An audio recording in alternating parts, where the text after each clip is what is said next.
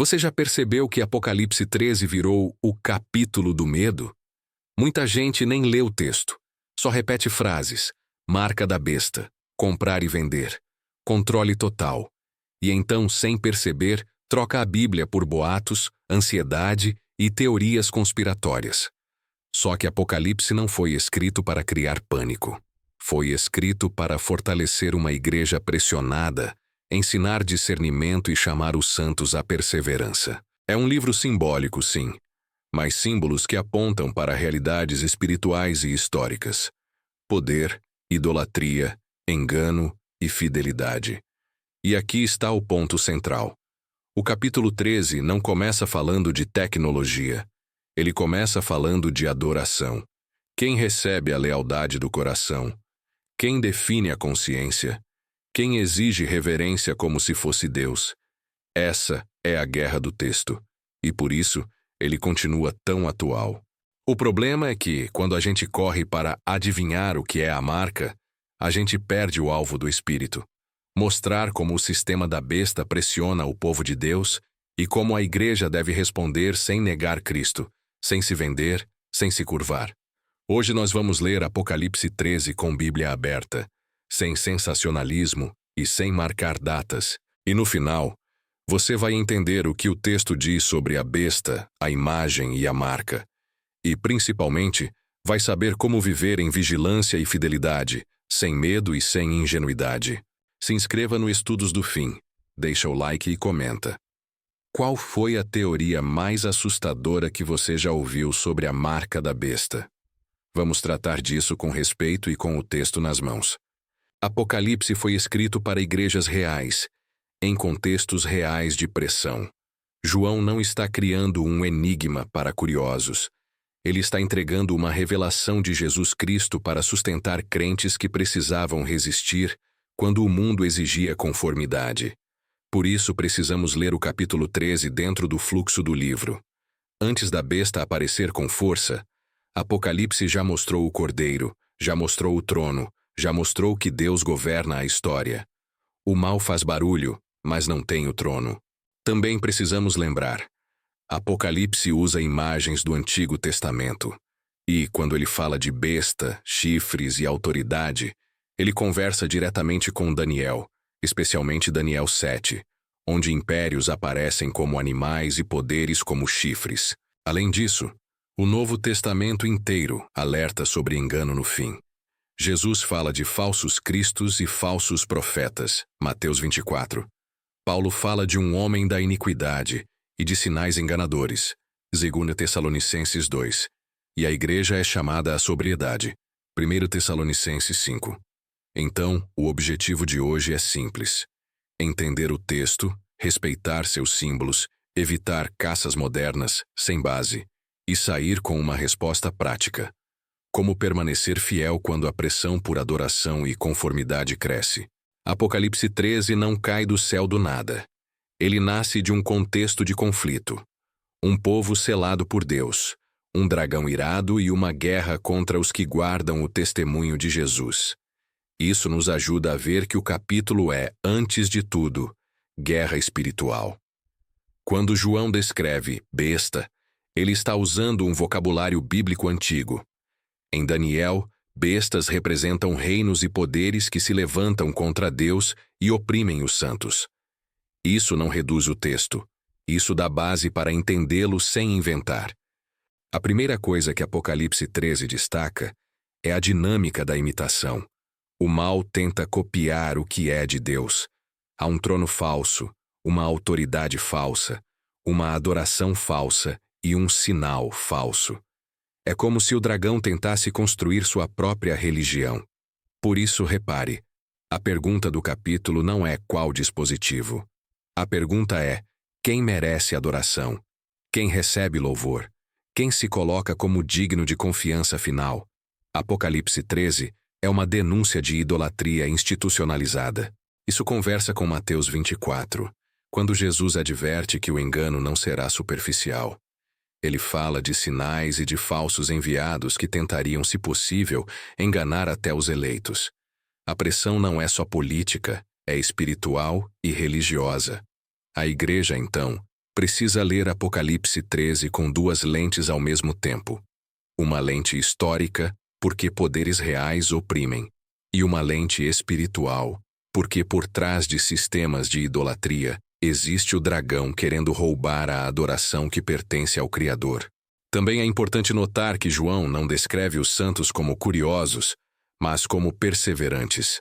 O capítulo insiste que a fidelidade terá custo, e isso nos protege de uma leitura infantil que quer curiosidade sem cruz. Quando o texto fala em domínio, blasfêmia e perseguição, ele está desenhando um padrão, um poder que exige devoção, reinterpreta o bem e o mal e tenta rebaixar a verdade. Isso aparece de muitas formas ao longo da história. E é aqui que o medo conspiratório atrapalha. Ele distrai do essencial. A igreja não está sendo chamada a adivinhar, mas a discernir. Discernir onde a adoração está sendo desviada e onde a consciência está sendo pressionada. Então, antes de falar da marca, precisamos entender o personagem principal humano do capítulo, a besta do mar. E é sobre ela, seu tipo de autoridade e seu tipo de culto, que vamos falar agora. João vê uma besta que sobe do mar com características simbólicas fortes. Chifres, cabeças, nomes blasfemos. Essa linguagem ecoa Daniel 7, onde impérios aparecem como bestas e onde um poder arrogante persegue o povo de Deus. O texto mostra que a besta recebe autoridade e exerce influência ampla. O ponto não é apenas poder político, mas poder que se torna adorável, venerável, quase sagrado. É autoridade que quer ocupar lugar de culto. Por isso a besta fala blasfêmias. Blasfêmia na Bíblia é mais do que palavrão. É a pretensão de tomar para si o que pertence a Deus. É reescrever a realidade, redefinir o bem, insultar a verdade e exigir honra indevida. Apocalipse 13 também fala de uma ferida curada, algo que causa espanto e admiração. Seja qual for a interpretação, o foco é a reação. O mundo fica maravilhado e passa a seguir. O espanto vira devoção. E aqui a linha espiritual aparece com força. Adoraram o dragão, porque ele deu autoridade à besta. Ou seja, por trás do culto ao sistema existe um culto invisível. O mundo acha que está só seguindo o poder. Na prática, está se rendendo a uma espiritualidade rebelde. Esse padrão conversa com 2 Tessalonicenses 2, quando Paulo fala de um homem da iniquidade que se exalta e se coloca como objeto de reverência indevida, acompanhado de sinais e enganos. A Escritura repete o alerta. O fim tem um componente de idolatria organizada. João diz que a besta faz guerra contra os santos. Isso não significa que ela vence no sentido final, mas significa que ela oprime, pressiona e persegue. O povo de Deus precisa estar pronto para viver fé que custa alguma coisa. Isso também se conecta com Mateus 24, onde Jesus fala de ódio, traição e perseguição. Ele não chama os discípulos para pânico, mas para perseverança. Aquele que perseverar até o fim será salvo. O foco é fidelidade.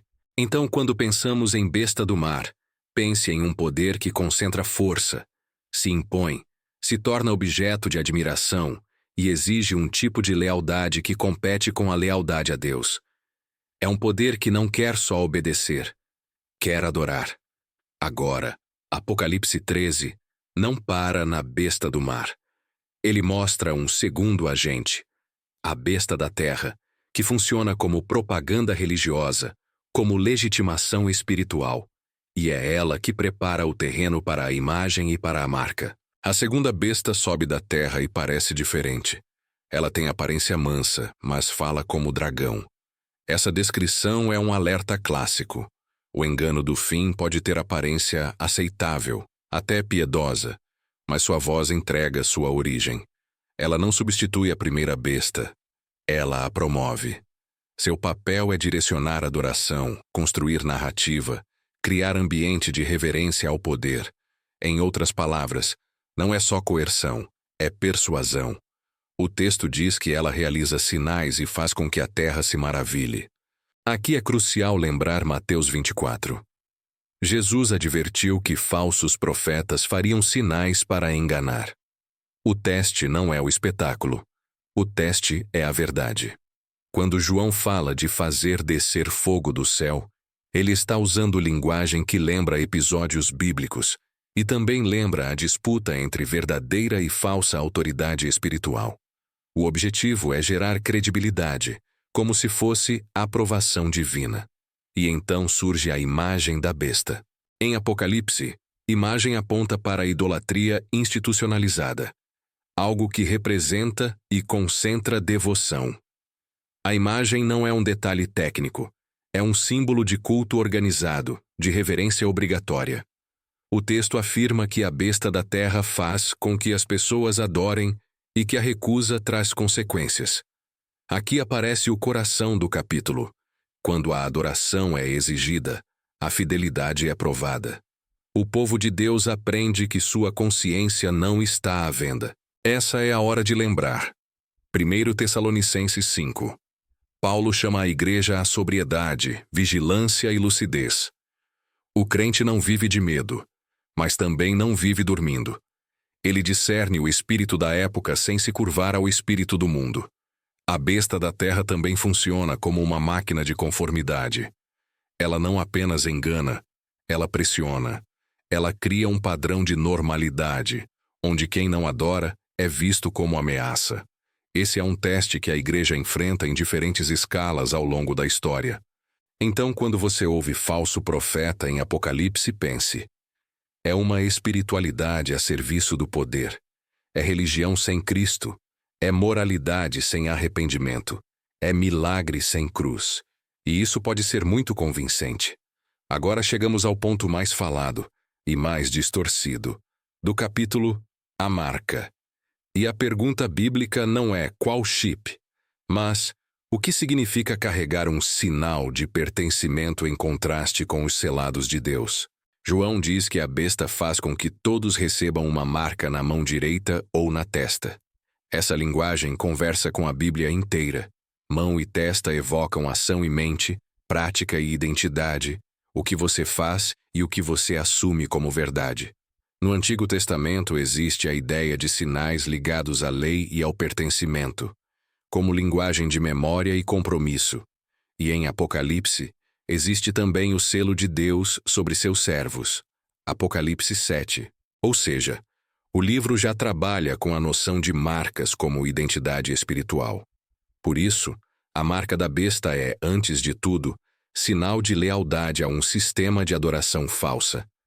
Ela aponta para pertencimento. Ela mostra quem aceitou se curvar, quem decidiu alinhar a consciência ao culto do poder. O texto conecta a marca ao comprar e vender. Aqui é onde o medo moderno explode. Mas note, o ponto não é tecnologia X ou Y. O ponto é o mecanismo, pressão econômica como ferramenta de adoração. O sistema tenta controlar a vida cotidiana para forçar conformidade. Isso ecoa um padrão antigo. Quando a adoração falsa vira política de Estado, a vida comum vira teste espiritual. Não é só cerimônia, é sobrevivência, acesso, aceitação. A tentação é ceder um pouco para não sofrer perdas. E então vem o número 666. João chama isso de sabedoria. Isso nos obriga à humildade. Ao longo da história, houve leituras simbólicas e leituras mais literais, e a própria igreja reconheceu que o texto não foi dado para alimentar adivinhações intermináveis. O que podemos afirmar com segurança é o centro do capítulo. 666 aparece associado à humanidade rebelde, ao homem que se exalta, ao sistema que se coloca no lugar de Deus.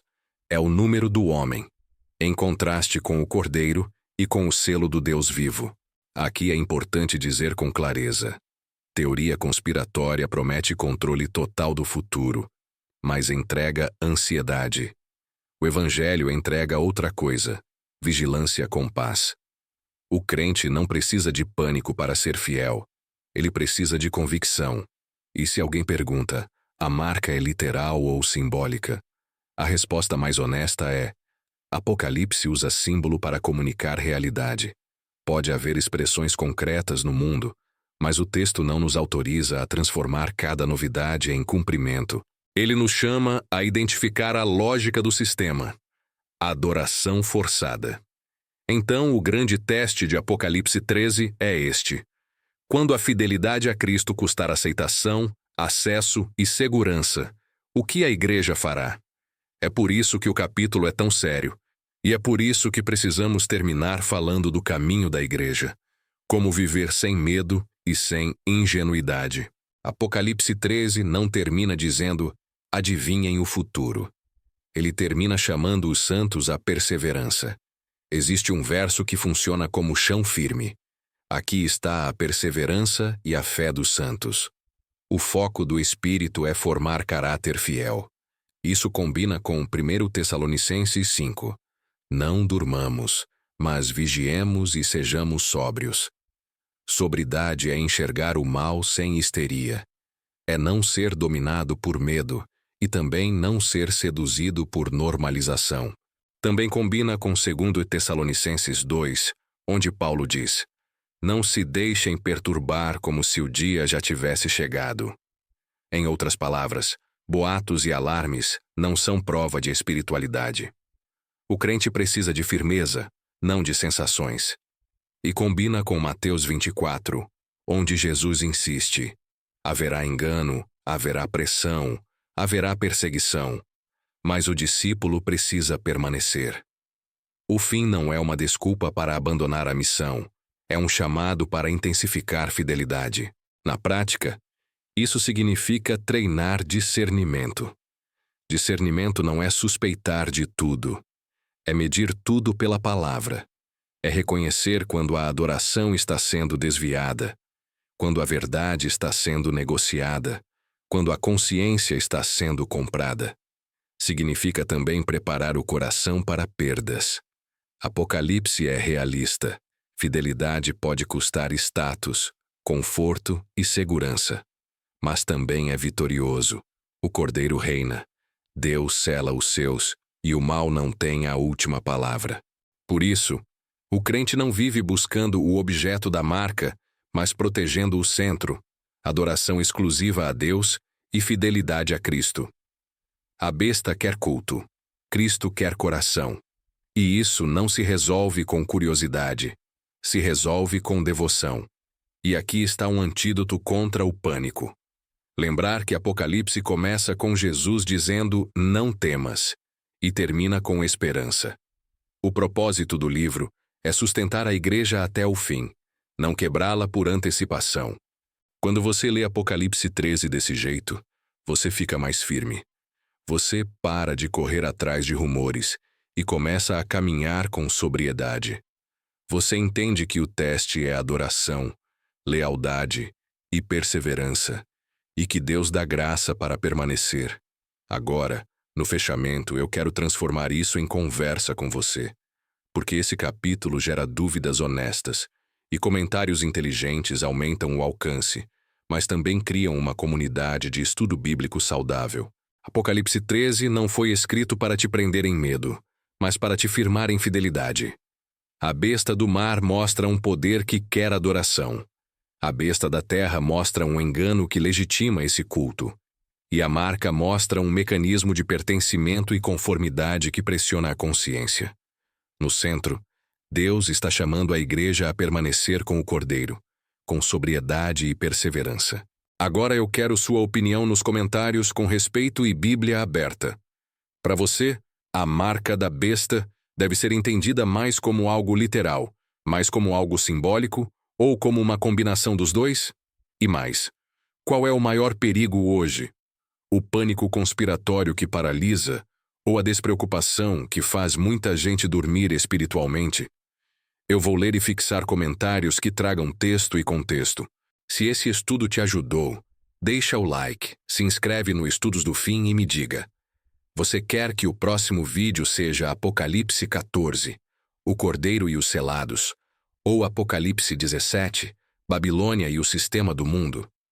A gente continua passo a passo do jeito certo, reverente, claro e sem sensacionalismo.